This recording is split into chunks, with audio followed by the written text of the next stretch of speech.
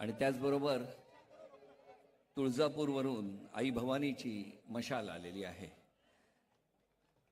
आई भवानीची मशाल खासदार ओमराजे आणि कैलाश पाटील आमदार घेऊन आलेले आहेत. पक्षप्रमुख उद्धवसाहेब ठाकरे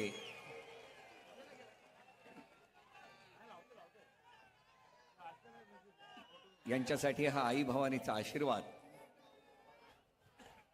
धाराशिववरून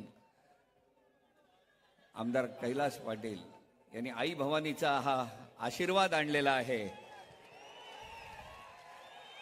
आई भवानीचा, आई भवानीचा. आणि यानंतर या दसरा मेळाव्यामध्ये आपण ज्यांचे विचार ऐकण्यासाठी उत्सुक आहोत, मी पक्षप्रमुख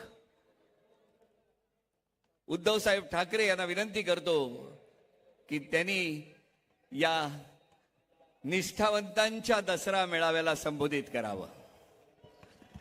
अरे आवाज कुणाचा? पक्षप्रमुख उद्धवसाहेब ठाकरे यांचा.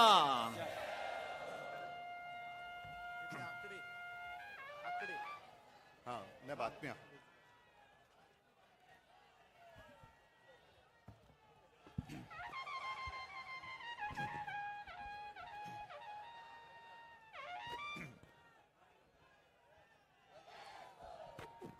जमलेल्या माझ्या तमाम हिंदू बांधवांनो, भगिनींनो आणि मातांनो,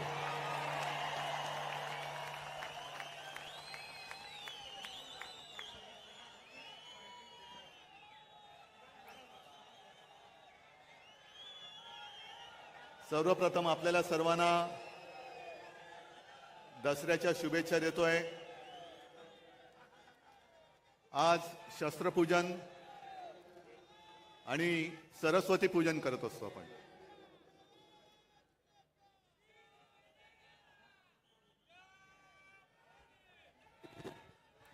प्रत्येकाकडे वेगळी वेगळी शस्त्र असतात. कोणाकडे तलवार आहे, कोणाकडे गन आहे, कोणाकडे मशीन गन आहे, पण आमच्याकडे लढवय्या मन आहे.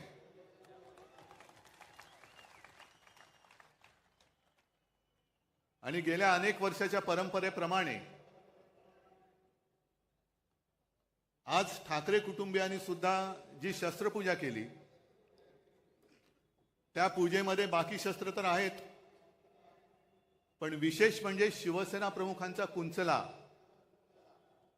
ज्यांनी फटकारे मारले आणि आपल्या मनगटामध्ये एक चेतना पेटवली, तेच आपलं शस्त्र, त्याची पहिली पूजा केली. आणि नंतर मी आता तुमच्या सगळ्यांची पूजा करतोय, कारण तुम्ही सुद्धा माझी शस्त्र आहात. ही लढाई काही साधी सोपी नाहीये. एका बाजूला सगळे बलाढ्य अब्दाली सारखी माणसं, केंद्राची सत्ता, शासकीय यंत्रणा, म्हणजे तेव्हा जशा स्वाऱ्या यायच्या आणि गावाच्या गावं नेस्तनाबूत करायची, तसं यांनी सुद्धा एक मनसुबा आखला की आता उद्धव ठाकरे आणि शिवसेनेला नेस्तनाबूत करा. पण त्यांना कल्पना नाही की ही नुसती शिवसेना नाहीये, तर ही वागणूक आहे जी मला बाळासाहेबांनी दिलेली आहे. तुमचं कौतुक कसं करायचं, तुमचे ऋण कसे फेडायचे, या जन्मात तर मी फेडू शकणार नाही.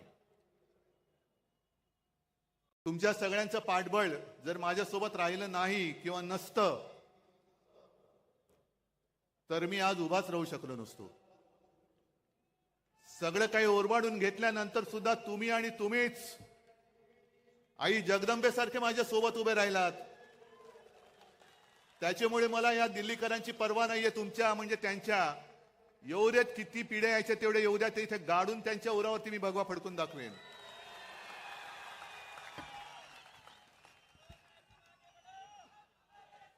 मजल दर मजल करत चाललेलो आहोत. 56 वर्ष, 57 वर्ष. मी तर म्हणेन दरवर्षी शिवसेनेला नवीन अंकुर फुटतायत.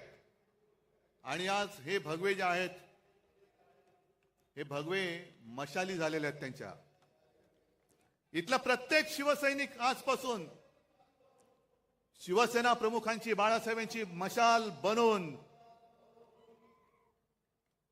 या भ्रष्टाचारी सरकारला चूड लालवाशिवाय राहणार नाही.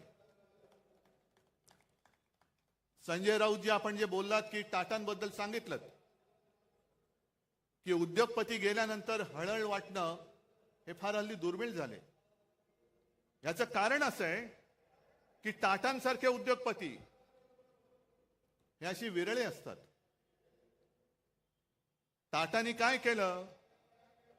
अनेक गोष्टी त्यांनी दिल्या, पण आपल्या रोजच्या जेवणातली लज्जत वाढवण्यासाठी टाटा नमक दिलं.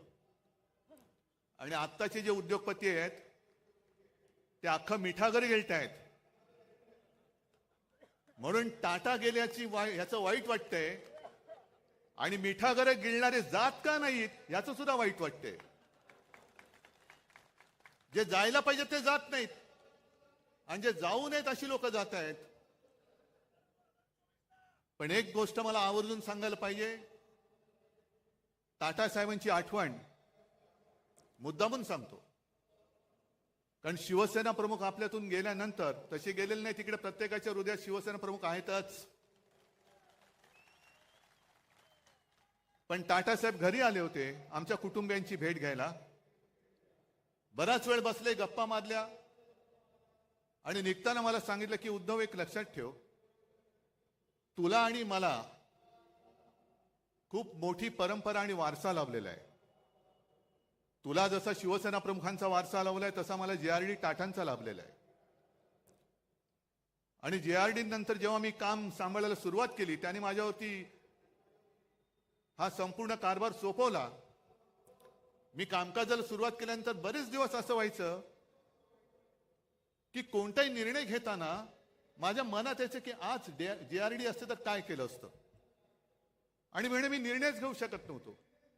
आणि अचानक माझ्या लक्षात आलं की अनेक वर्ष जेआरडीने मला काम करताना बघितले, माझी शैली बघितली, माझी पद्धत बघितली, आणि त्यांचा जेव्हा पूर्ण विश्वास माझ्यावरती बसला की माझा वारसा हा रतनच पुढे घेऊन जाऊ शकेल, तेव्हा त्यांनी माझ्या खांद्यावरती धुरा ठेवली. आणि तसंच तुझं आहे. जशी माझी निवड जेआरडीने केली तशी तुझी निवड शिवसेना प्रमुखांनी केलेली आहे. शिवसेना प्रमुखांनी तुला बघितलेलं आहे, कठीण काळात तू काय करतोस, कसा लढतोस, तुझे निर्णय तू कसे घेतोस, हे बघितल्यानंतर जेव्हा त्यांना खात्री पटली की हा माझा वारसा पुढे समर्थपणाने घेऊन जाऊ शकेल, तेव्हाच त्यांनी तुझी निवड केलेली आहे. म्हणून तुला जे ज्या वेळेला योग्य वाटेल तेच तू कर, हेच शिवसेना प्रमुखांना अभिप्रेत आहे आणि तेच मी करतोय. मी कुठेही बाळासाहेबांचा विचार सोडलेला नाही. भाजपला लाथ घातली याचं कारण त्यांचं हिंदुत्व आहे, गोमूत्रधारी बुरसटलेले हिंदुत्व आहे, म्हणून मी त्यांना लाथ घातली. आणि आज या परत लोकशाहीच्या युद्धाला सुरू करताना मी तुम्हाला जाहीर प्रश्न विचारतो, मी घेतलेला निर्णय योग्य आहे का अयोग्य आहे? जे मी त्यांच्याशी लढतोय हे बरोबर आहे का चूक आहे? बरोबर आहे ना? मग जा त्या मिंद्यांना सांगा की तुझा विचार हा बाळासाहेबांचा विचार नाही. आज त्यांनी जी काय एक जाहिरात केलेली आहे, हिंदुत्व आमचा श्वास, मराठी आमचा प्राण, पण पुढच्या दोन ओळी राहिल्या, हिंदुत्व आमचा श्वास, मराठी आमचा प्राण, अदानी आमची जान आणि आम्ही शेठजींचे श्वान.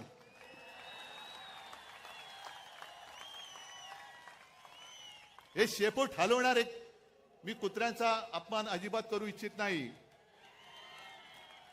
कारण कालच आपण पाहिलं टाटांचा सुद्धा आवडता कुत्रा, तसा मी सुद्धा कुत्र्यावरती प्रेम करतो. मी श्वानप्रेमी आहे.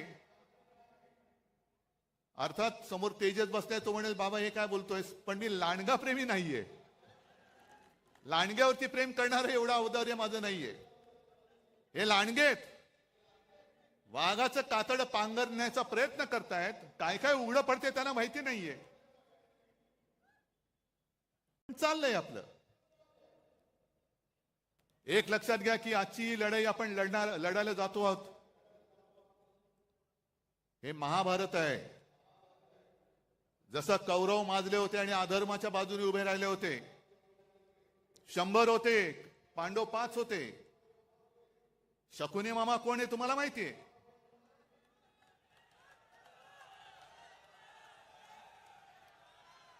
पण कौरवांची जी मस्ती होती की तुम्हाला आम्ही सुईच्या अग्रावर मावेल एवढी सुद्धा जमीन देणार नाही, तीच वृत्ती या भाजपची आहे. या देशात दुसरा कोणताही पक्ष शिल्लक राहता कामा नये, फक्त आणि फक्त भाजप राहिला पाहिजे. मग सुईच्या अग्रावर जमीन जरी मावली नाही तरी सुईची अग्र तुमच्या कुठे टोचेल. आणि आता तलवारी आहेत. तुम्ही आम्हाला संपवायला निघालात. किती मस्ती करणार? ज्यांनी तुम्हाला संकट काळामध्ये साथ दिली, मी काल परवाकडे बोललो की पाप आमचं आहे की महाराष्ट्रामध्ये यांना कोणी विचारत नव्हतं, तेव्हा आम्ही यांना खांद्यावरती घेऊन पूर्ण महाराष्ट्र फिरवला. आज सुद्धा आमची इच्छा आहे की भाजपला आम्हाला राजकारणामध्ये खांदा द्यायचा आहे. ही वृत्ती संपवावीच लागेल. मी आणि फक्त मीच, दुसरं कोणी नाही, हे नाही चालणार. पण महाभारत मी एवढ्यासाठी म्हणालो की जशी परिस्थिती अर्जुनाची झाली होती, अरे मी कोणाशी लढू? माझेच सगळे आप्तसोके माझ्या समोर आहेत, शस्त्र घेऊन उभे राहिलेले आहेत. ज्यांना मी घरातलं माझं मानलं, ज्यांना मी मोठं केलं, तीच नालायक माणसं आज माझ्यासमोर माझ्यावरती वार करायला चालून येत आहेत. मी कसा लढू? आणि म्हणून कृष्णाला अर्जुनाला गीता सांगावी लागली की शेवटी आपलं कोणी नसतं. आपल्या समोर जो उभा राहतो तो आपला शत्रू, आणि आपल्या सोबत राहतो तो आपला मित्र. शत्रू समोर उभा आहे, त्याच्याकडे न बघू नकोस, त्याला पहिला तुला ठेचलाच पाहिजे, ठेचावाच लागेल. आणि हीच शिकवण आम्हाला छत्रपती शिवाजी महाराजांनी दिली. म्हणजे माझे आजोबा प्रबोधनकार जे नेहमी सांगायचे की कृष्णाने गीता सांगितल्या अर्जुनाला, कारण अर्जुन गर्भगळीत झाला, कसा लढू? मग तेव्हा कृष्णाला त्याला बळ द्यावं लागलं आणि मग अर्जुन उभा राहिला. कृष्णाने गीता सांगितल्या अर्जुनाला, पण अंमलात आणली ती आमच्या छत्रपती शिवाजी महाराजांनी. महाराजांच्या सुद्धा अंगावरती सगळे आप्तस्वकीयच आले होते, आपलीच लोक आली होती. पण महाराजांनी बघितलं नाही हा कोण आहे. जो स्वराज्यावरती चालून येतो तो माझा शत्रू, त्याला त्याचा शिरच्छेद केलाच पाहिजे. तशीच ही लोक ही आज आपल्या अंगावरती चालून येत आहेत. यांना यांचा राजकारणामध्ये शिरच्छेद केलाच पाहिजे, करावाच लागेल. आणि एवढं मोठं दैवत आपलं छत्रपती शिवाजी महाराज, हे भाजप आणि मोदींना वाटतंय हे मतं मिळवणारे मशीन आहे. मशीन नाहीये, ते आमचं दैवत आहे. अरे आपण जय श्रीराम बोलतो, पण पुराणामध्ये प्रभू रामचंद्र होऊन गेले. आज सुद्धा आपण दसरा, श्रीरामाने रावणाचा वध केला म्हणून आपण तो पाळतो. किती त्यांनी राक्षस मारले, किती दैत्य मारले. त्यांच्याबरोबर प्रभू रामचंद्राबरोबर वानर सेना होती. आणि आपण त्यांना देव मानतोच, आम्ही जय श्रीराम बोलतोच. पण मग आमचे छत्रपती शिवाजी महाराज कोण होते? फार पूर्वी नाही, छत्रपती शिवाजी महाराजांनी सुद्धा त्यावेळेला जे आले होते स्वराज्यावरती चालून, त्यांचा वध केला नसता तर आपण आज नसतोच. आपलं काय झालं असतं कोणालाच माहिती नाहीये. मग जसे प्रभू रामचंद्रांनी तेव्हा दैत्य मारले, राक्षस मारले, तसेच माझ्या शिवाजी महाराजांनी सुद्धा दैत्यच मारले, राक्षस मारले. अफजल खान सुद्धा राक्षसच होता. आणि ज्याप्रमाणे भाजप केवळ मतांसाठी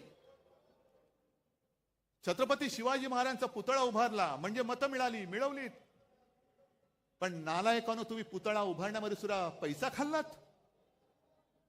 8 महिन्याच्या आत तो पुतळा कोसळून पडतो आणि आम्ही त्याच्याहून मोठा पुतळा बांधू. म्हणजे काय? पुन्हा कॉन्ट्रॅक्टरच्या खिशामध्ये आम्ही पैसे घालू. आम्ही महाराजांचे पुतळे नुसते नाही उभारत, त्याची पूजा करतो.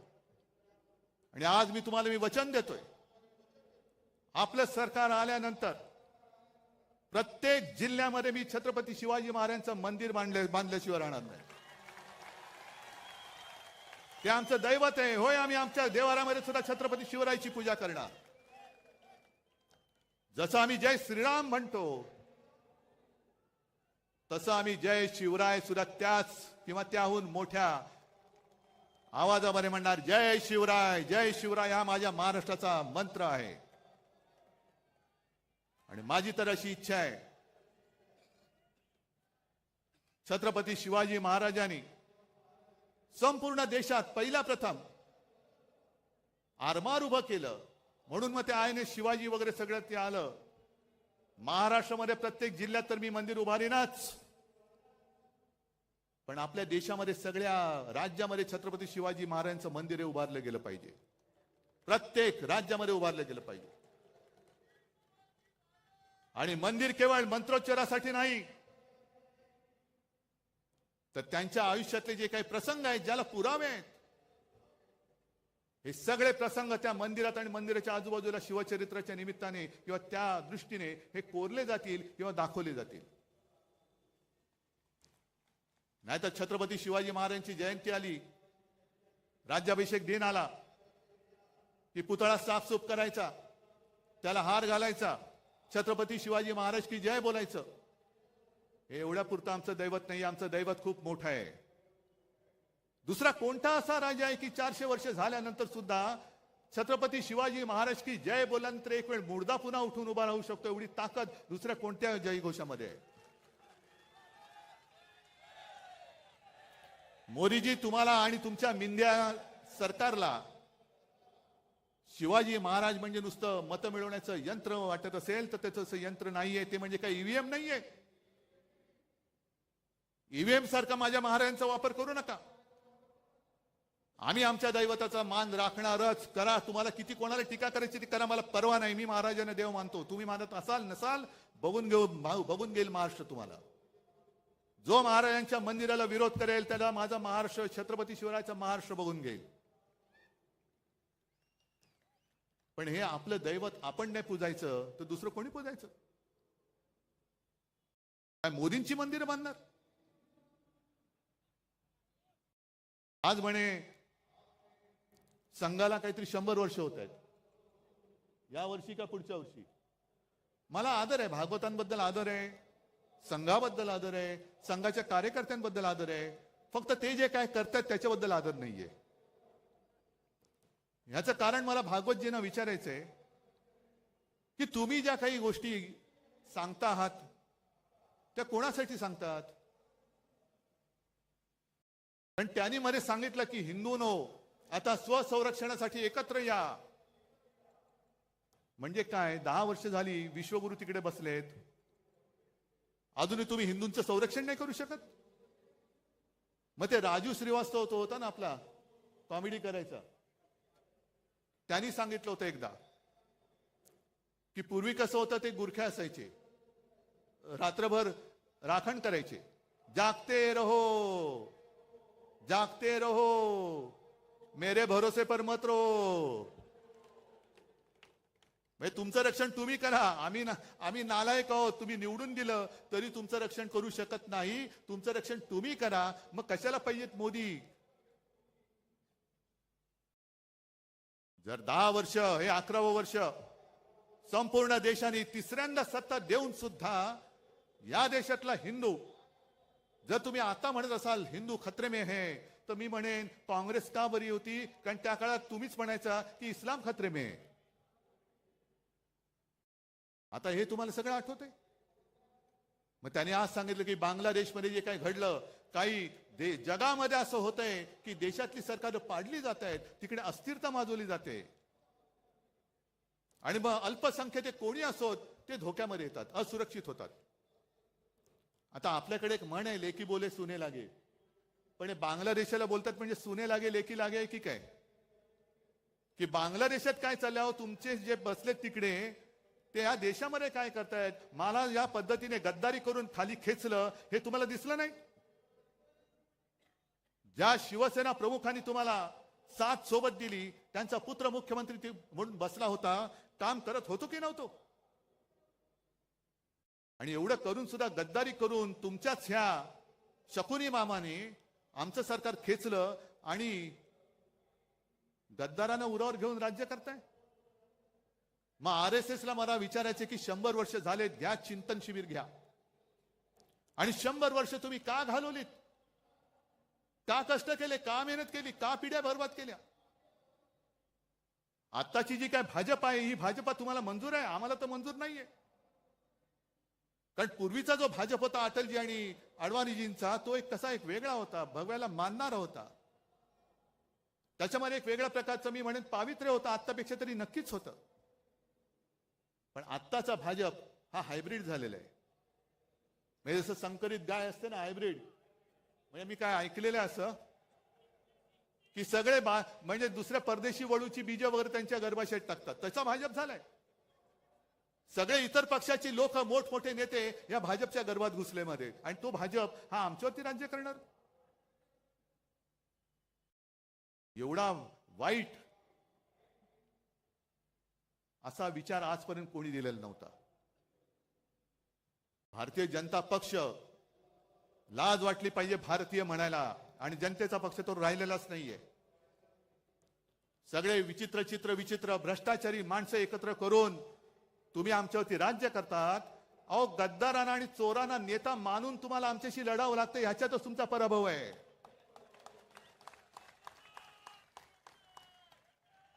चोरांना डोक्यावर बसवत आहे, गद्दारांना डोक्यावर बसवत आहे, आणि किती खाताय, किती भ्रष्टाचार करताय.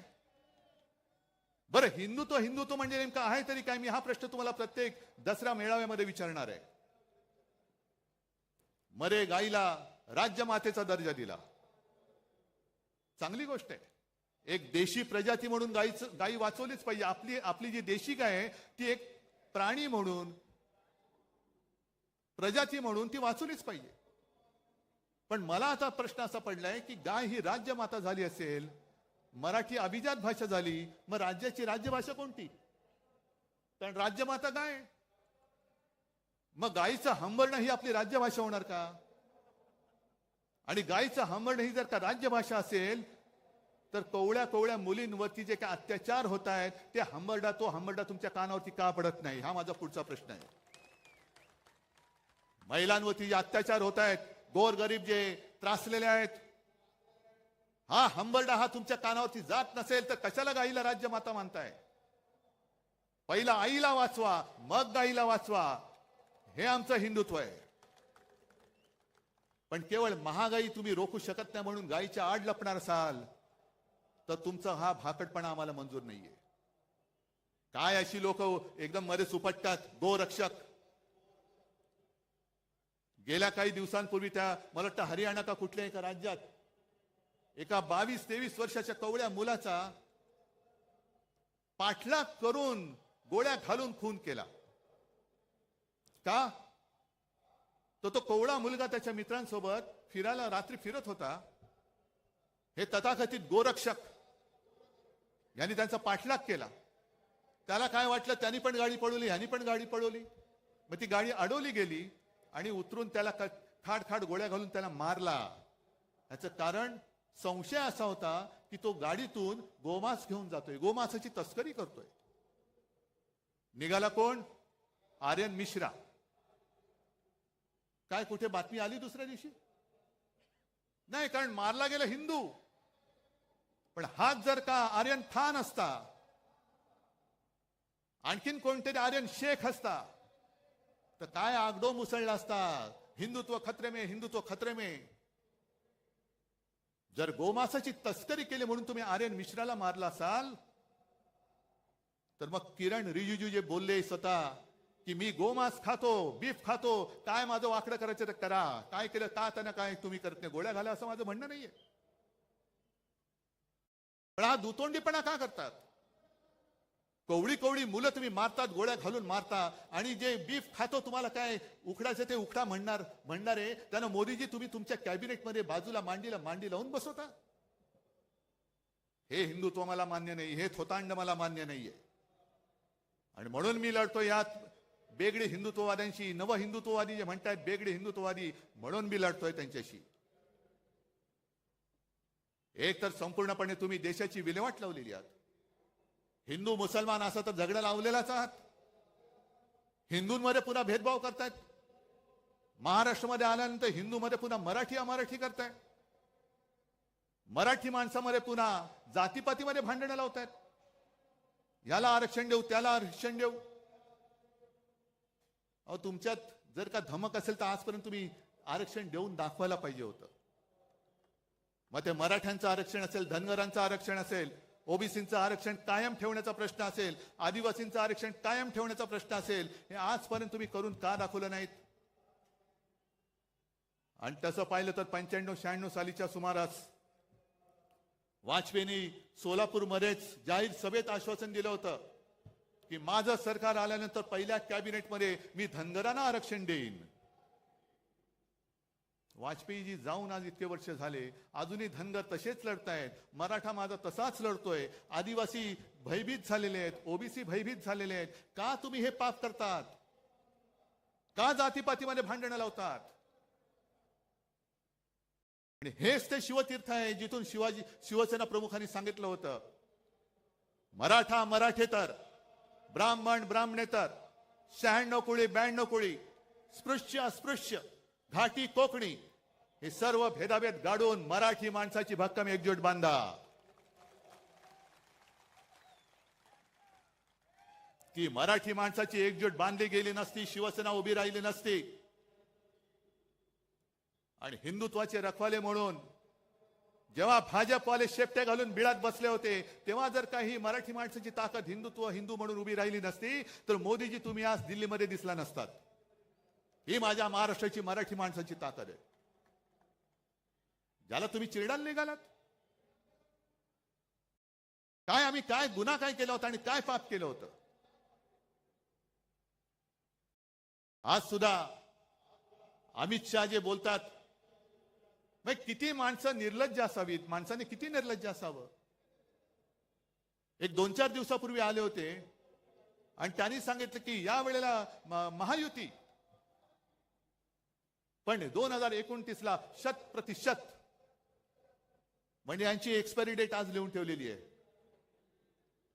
अहो अमितजी, एक तर पहिलं तुमचा भाजपा सांभाळा. कारण 10-12 दिवसापूर्वी मी नागपूरला गेलो होतो. आपण बाबा शहरी बाबू आहोत. मी शेतकऱ्यांचं कर्जमुक्त जरूर केलं, माझं कर्तव्य म्हणून केलं.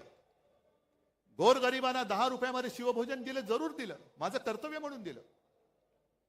कोरोनामध्ये सुद्धा मी काम जे केलं तुमच्या सगळ्यांच्या आशीर्वादाने माझं कर्तव्य म्हणून केलं.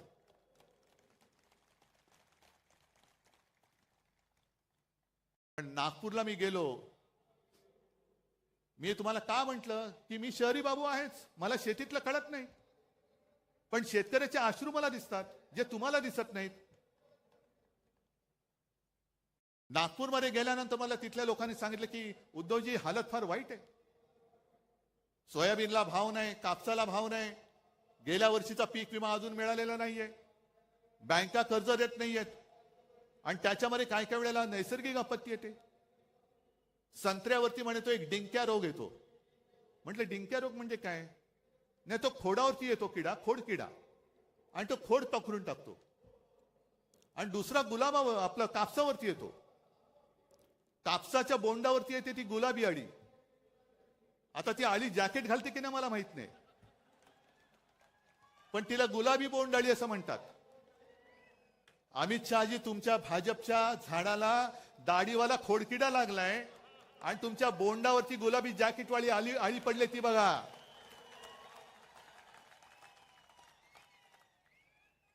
ते बघा, तुमच्या डोळ्यात देखत आम्हाला वाईट वाटतंय. अरे एकेकाळचा आमचा मित्र असा डोळ्या देखत कुरतडला जातोय, पोखरला जातोय, पण यांना त्याचं काही सोयरसुतक नाहीये. सत्ता पाहिजे, सत्ता पाहिजे, सत्ता जिहाद.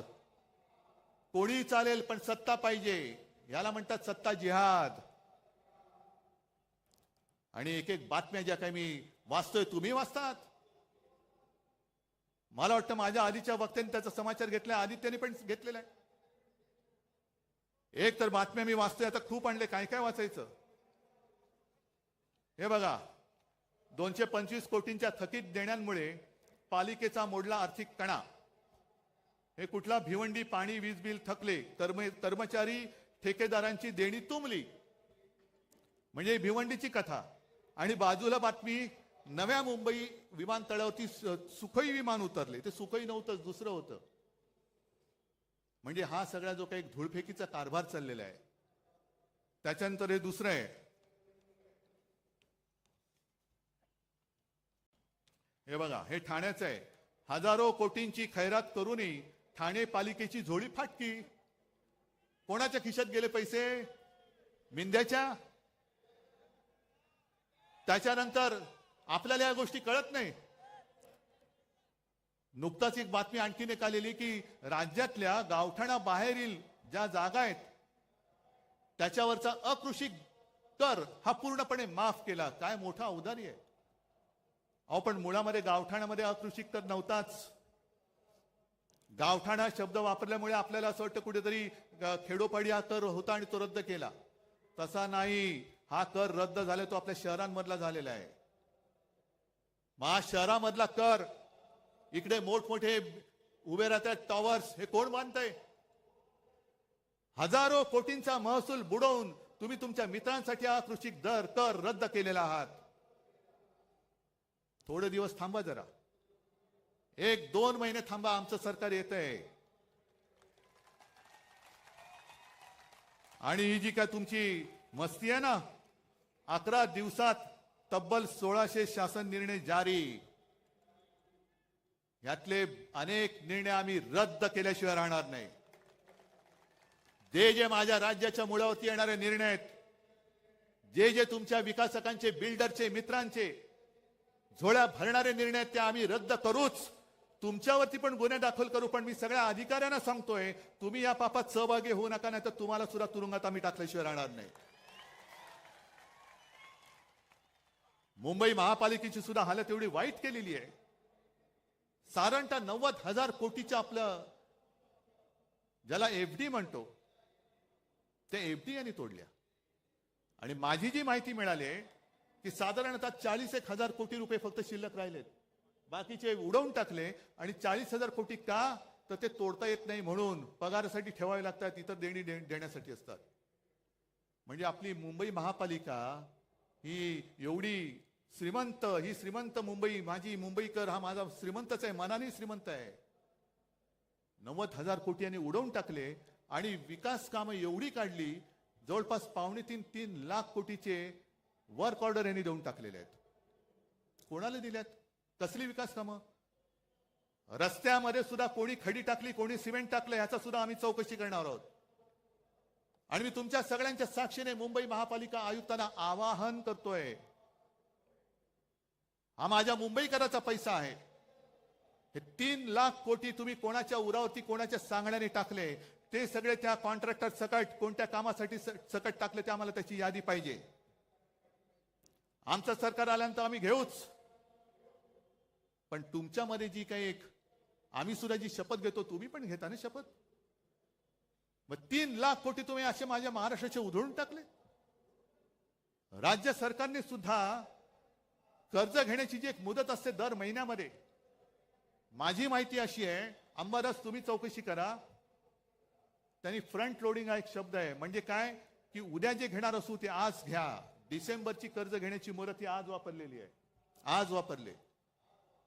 म्हणजे तुम्ही कर्ज काढून फटाके फोडताय आणि माझ्या सर्वसामान्य लोकांना गुंगवून टाकताय की बघ आम्ही दिवाळी साजरी करतोय. अरे पण कर्ज काढलंयस.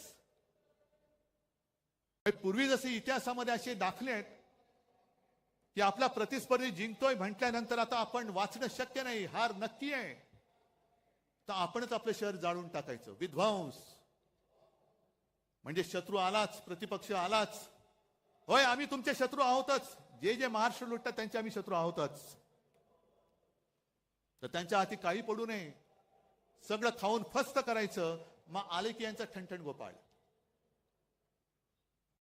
एकूण जी भयानक परिस्थिती जी मगाशी आदित्यने सांगितली, तुम्हालाही माहिती आहे, धारावीच्या माध्यमातून अख्खी मुंबई लुटतायत.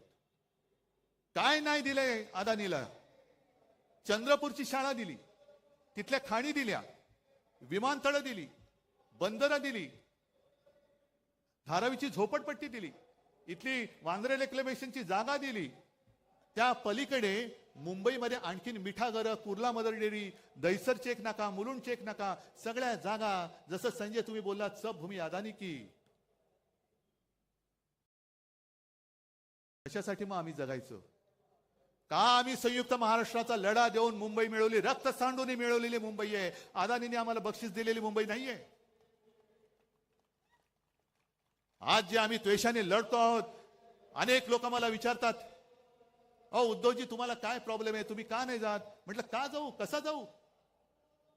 अरे ज्या घराण्यामध्ये माझ्या आजोबांनी संयुक्त महाराष्ट्रासाठी लढा दिला, त्यावेळी ते पहिल्या पाचामधले नेते होते, माझ्या वडिलांनी दिला, माझ्या काकांनी दिला, त्या घराण्यातला मुलगा मुंबई माझ्या डोळ्यात विकली जात असताना शेपूट घालून किंवा पैसे घेऊन मी गप्प बसू शकतो?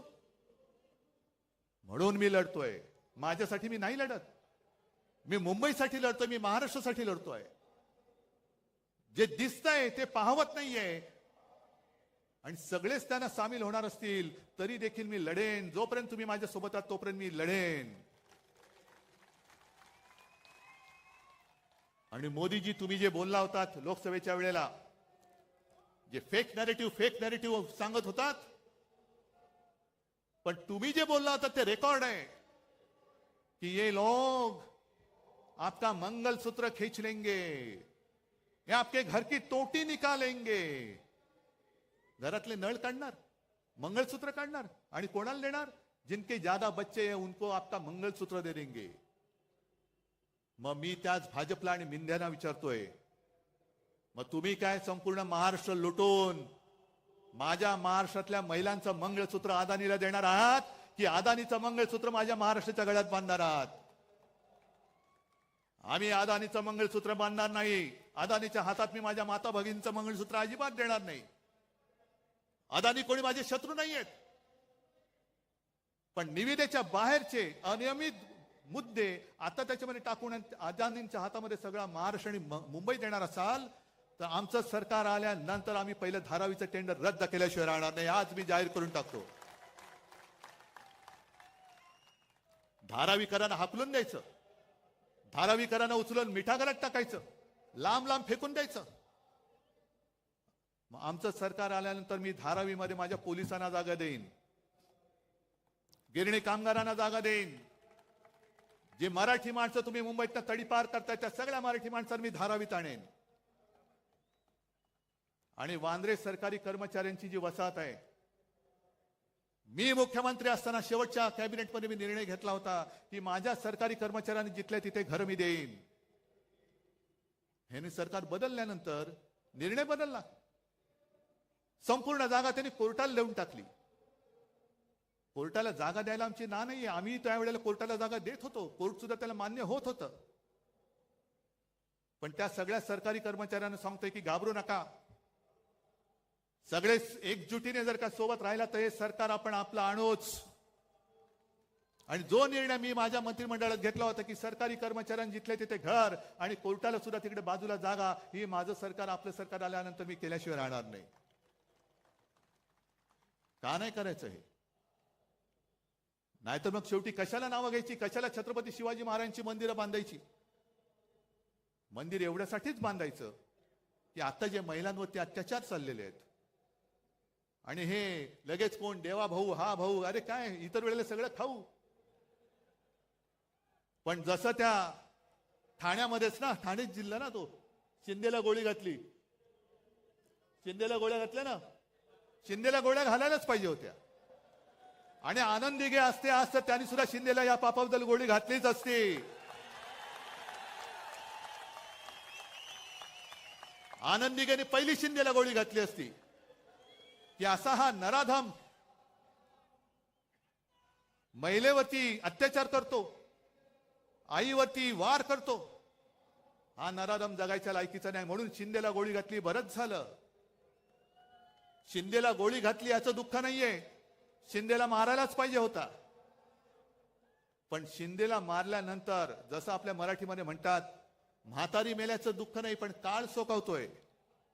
शिंदेला गोळी का घातली कारण तुमचे बाकीचे सगळे जे होते त्यांना वाचवण्यासाठी तुम्ही पुरावा नष्ट करण्यासाठी म्हणून शिंदेला गोळी घातली असेल तर त्याचा सुद्धा उलगडा झाला पाहिजे. पण तरी देखील शिंदेला गोळी आनंदीगेनी घातलीच असती.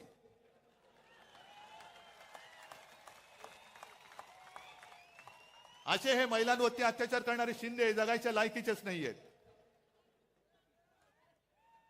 आणि एकूण सगळा जर का आपण आढावा घेतला, रोज उठून बघतोय माझा महाराष्ट्र लुटला जातोय, लुटला जातोय, लुटला जातोय.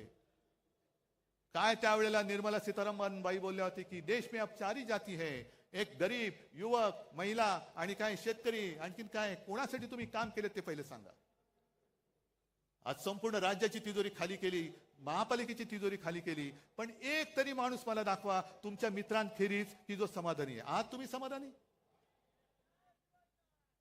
आणि म्हणून ही निवडणूक केवळ उद्धव ठाकरेची नाहीये. जे चंद्रचूड बोलले की मला निवृत्तीनंतर इतिहासात माझी काय म्हणून दखल घेतली जाईल, चंद्रचूड साहेब अजूनही वेळ गेलेली नाही.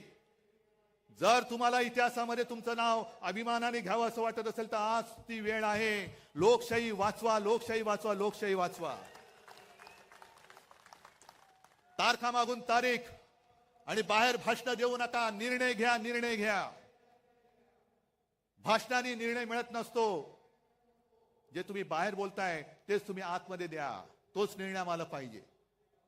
कारण संपूर्ण देशातली लोकशाही तुमच्याकडे बघते, न्याय देवता तुमच्याकडे बघते की तुम्ही गणपती पूजनाला मोदींना बोलवलं, ठीक आहे, गणपतीची पूजा जरूर करा, पण जेव्हा न्याय देवता म्हणेल माझ्या मंदिरात तुम्ही येता तेव्हा तुम्ही माझ्या न्याय देवतेला अभिमान वाटेल असं जे काय आहात ते करताय की नाही. झाले नाही तर आता या 21 तारखेला का 8 नोव्हेंबरला ते रिटायर होणार. म्हणजे अख्ख्या जगातली अशी एक विचित्र केस आहे की 3 सरन्यायाधीश त्यांची कारकीर्द संपून गेले, पण ज्या लोकशाहीमुळे ते सरन्यायाधीश झाले त्या लोकशाहीला ते न्याय देऊ शकले नाहीत. ही लोकशाहीची थट्टा आहे. न्याय मंदिर सर्वोच्च आहे, पण त्याच्याही पेक्षा मोठं माझं या लोकांचं मंदिर आहे. हे माझं न्यायालय आणि या न्यायालयात मी आलेलो आहे. आज दार ठोकून ठोकून ठोकून आमचे हात दुखायला लागले, पण न्याय मंदिराचे दरवाजे उघडत नाही. आम्हाला न्याय देवता पावणार तरी कशी, आमचा न्याय निवाडा करणार तरी कशी. न्याय देवतेच्या डोळ्यावरती पट्टी असते, तिला समोरचं कोण लहान आहे का मोठा आहे हा फरक नसतो. ती आक्रोश तिच्या कानावरती पडत असतो. पण एखादा धृतराष्ट्रासारखा जर का तिकडे बसला आणि समोर लोकशाही रूपी द्रौपदीचं वस्त्रण होताना सुद्धा माझं पुढे काय होणार ह्याची चिंता करत असेल तर मग मी म्हणेन तुम्ही रिटायर झाल्यानंतरच मी तुमच्याबद्दल बोलेन. पण आता बोललो तर तुम्ही इतर वेळेला तारीख पे तारीख, पण आता काय बोललो तर मी घरी पोहोचेपर्यंत तुमचा हातोडा पडेल डोक्यामध्ये. पण ही लढाई जे मी तुम्हाला म्हटलं ही केवळ माझ्यासाठी नाही, तर महाराष्ट्राची ओळख सांगणारी लढाई, महाराष्ट्राची ओळख ठरवणारी लढाई आहे. आणि म्हणून जे महाराष्ट्राचं वर्णन आहे हे वर्णन आपण जे म्हणतो ना, मुद्दामून मी लिहूनच आणले. मंगल देशा, पवित्र देशा, राकट देशा, कणखर देशा, दगडांच्या देशा, नाजूक देशा, कोमल देशा, फुलांच्याही देशा, अंजन कांचन करवंदीच्या काटेरी देशा, बकुल फुलांच्या प्राजक्तीच्या दळदारी देशा. ह्या दरिद्रांच्या देशा नाही, दळभद्रांच्या देशा नाही, दळदारीच्या देशा, भावभक्तीच्या देशा आणि बुद्धीच्या देशा, शाहिरांच्या देशा, करत्या मर्दांच्या देशा. हे वर्णन आपल्याला कायम ठेवायचंय की गद्दारांच्या, लाचारांच्या, भ्रष्टाचारांच्या देशा असं करायचंय. भ्रष्टाचार एवढा प्रचंड झालेला आहे की मध्ये मी ऐकलं की 70,000 कोटीचा भ्रष्टाचार करणारे सुद्धा लाजून बाहेर पडतायत. त्यांना सुद्धा लाज वाटायला लागली की अरे एवढे मोठे आहेत, माझा 70,000 कोटीचा घोटाळा काहीच नाही, यांच्यातनं बाहेर पडलेलं बरं, अशी बातमी आहे. पण हे सगळं त्यांना लख लाभो हे आपण नाही सहन करून चालणार. जीवात जीव असेपर्यंत मी माझा महाराष्ट्र लुटायला देणार नाही. शेवटचा श्वास असेपर्यंत मी माझा महाराष्ट्र मोदी शहांचा होऊ देणार नाही. हा शाहू फुले आंबेडकरांचा महाराष्ट्र मी मोदी शाह अदानींचा महाराष्ट्र होऊ देणार नाही. हा शाहू फुले आंबेडकरांचा आणि छत्रपती शिवाजी महाराजांचा महाराष्ट्र आहे. तो मोदी शहांच्या हातात मी जाऊ देणार नाही. आणि म्हणून मी एक सहज आठवण म्हणून याच व्यासपीठावरती एक शपथ घेतली होती. आहे का रे?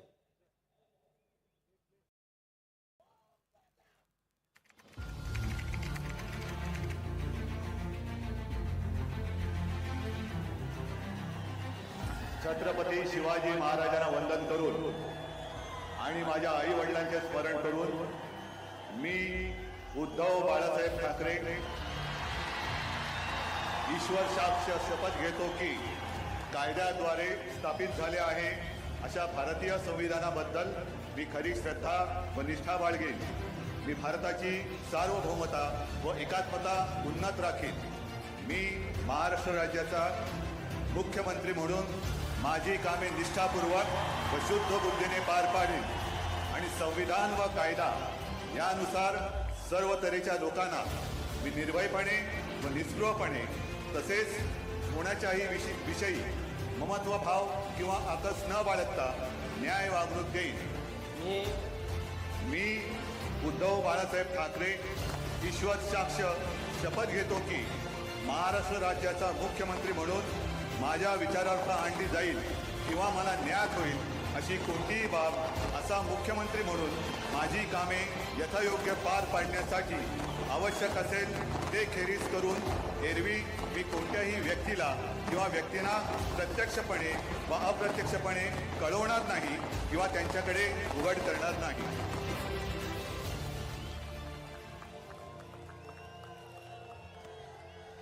ही मी शपथ घेतली होती तुमच्या सगळ्यांच्या साक्षीने. आणि जशी शपथ घेतली होती तसा वागलो की नाही वागलो? आज तर माझ्याकडे काही नाहीये. पक्ष नाही, चिन्ह नाही. अगदी निर्लज्जपणाने वडील सुद्धा चोरलेत कारण स्वतःमध्ये धमक नाही. पण आज काही नसताना तुम्हाला सोबत घेऊन मी शपथ घेतोय. तुम्ही सुद्धा माझ्यावर शपथ घ्या. आहे तयारी? ठीक आहे, मग घ्या शपथ. मी एक स्वाभिमानी महाराष्ट्र प्रेमी म्हणून शपथ घेतो की 106 हुतात्म्यांच्या बलिदानातून मिळालेला महाराष्ट्र मी लुटारू आणि दरोडेखोरांच्या हाती जाऊ देणार नाही. मी शपथ घेतो की छत्रपती शिवराय व हिंदू हृदय सम्राट शिवसेना प्रमुख बाळासाहेब ठाकरे यांनी मराठी माणसांची भक्कम एकजूट उभी केली ती मी अभेद्य ठेवेन. मी शपथ घेतो की महाराष्ट्रात अंधकार घडवणाऱ्या दिल्लीतील शहाण्यांना रोखण्यासाठी मी हिंदू हृदय सम्राट शिवसेना प्रमुख बाळासाहेब ठाकरे यांची मशाल बनून लढत राहीन. मी शपथ घेतो की हिंदू हृदय सम्राट शिवसेना प्रमुख बाळासाहेब ठाकरे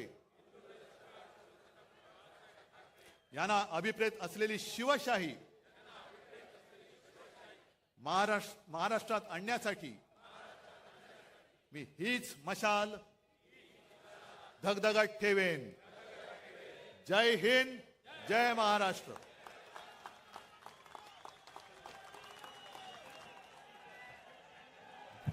छत्रपती शिवाजी महाराज की जय. भवानी.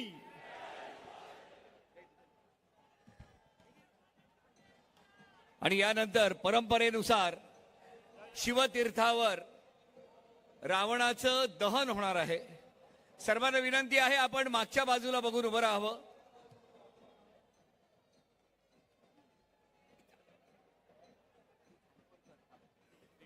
सर्वांना विनंती आहे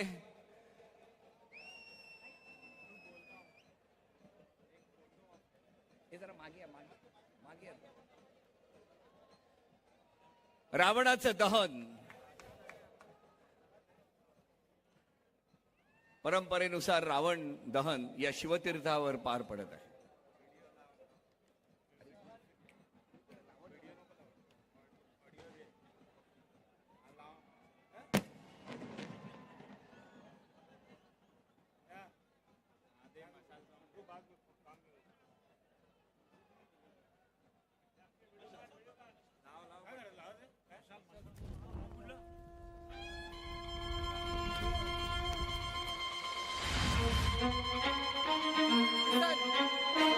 सिंहनाद होऊ दे, रणदुंदुभी वाजू दे, नाद घोष गरजू दे विशाल. दुष्ट शक्ती जाळण्या, मार्ग स्पष्ट दावण्या, पेटू दे शिवसेनेची मशाल. सर्वांना विनंती आहे, राष्ट्रगीतासाठी सर्वांनी उभं राहावं.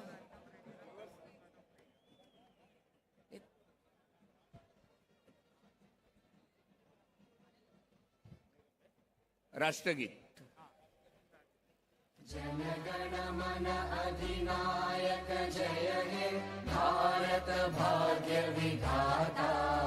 पंजाब सिंध गुजरात मराठा द्राविड उत्कल बंगा विंध्य हिमाचल यमुना गंगा उच्चल जलधि तरंगा.